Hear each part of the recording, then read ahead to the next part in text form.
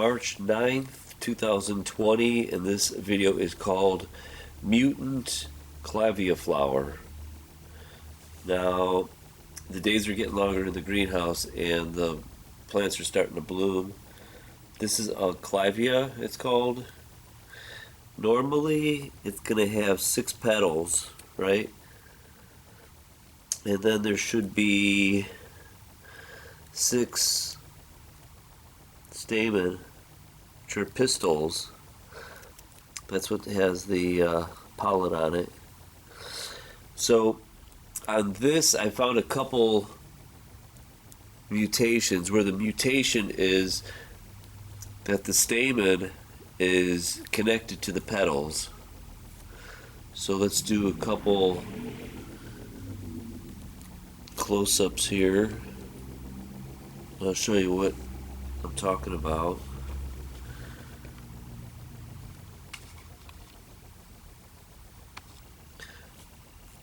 Now here's one right here.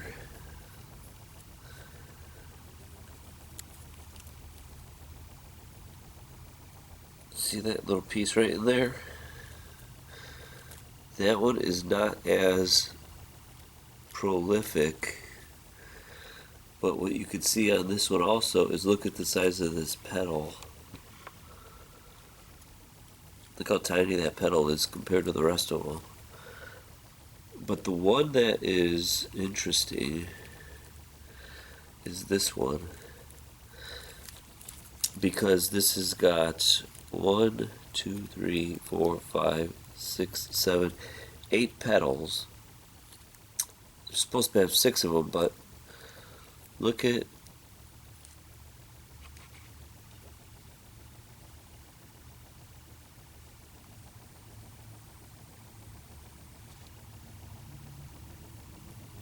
see that right there? It's melded together. That stamen is actually part of the petal. And it happens twice in this one flower.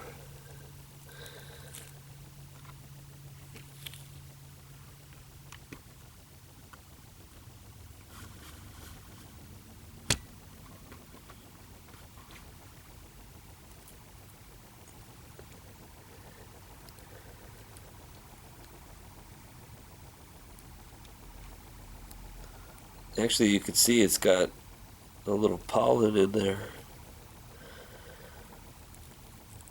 That's what it's supposed to look like, separated. But this grew into the flower petal itself. Now this is the first time I've ever seen this on this house plant, greenhouse plant. Look at that. Interesting. That definitely is the stamen.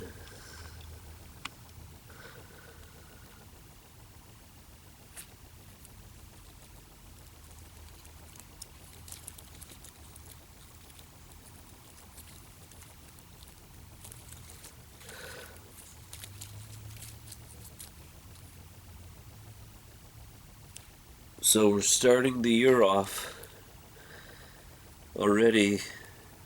I found the first mutation. Happens to be in the greenhouse, but it still counts, right?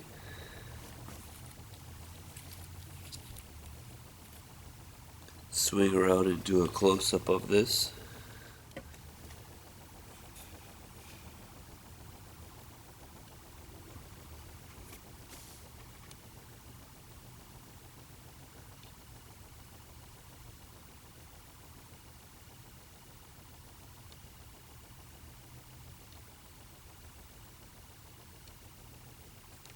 Now there's about 7 plants, and this is the only one that has it.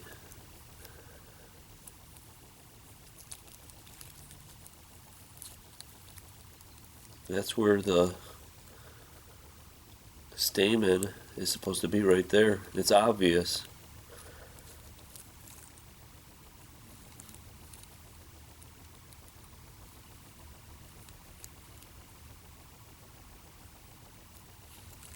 I think it's wild that this one actually has the pollen.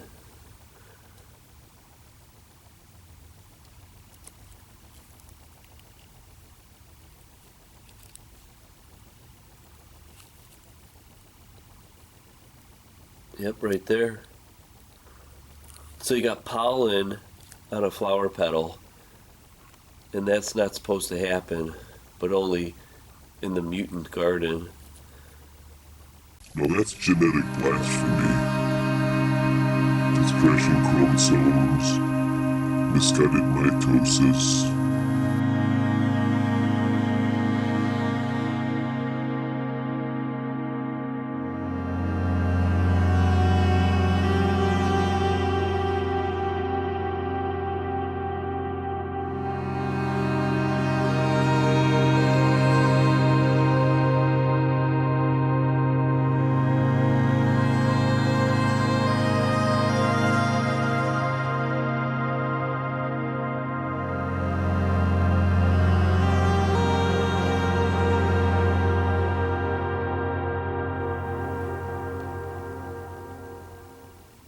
See, there's another clump, and I don't have no mutations on that one. It seems like it's just only on that one, which is good, right? We don't want mutations. Those are plant cancers.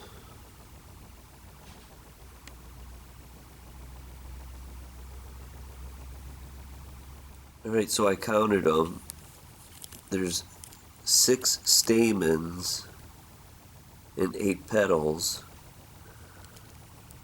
So this is the 6th stamen. So the stamen count is right. It's the petals that are wrong. Except over here, this one could be counted as a 7th stamen, actually. 1, 2, 3, 4, 5, 6, 7. This is the pistil. This is the female part right there.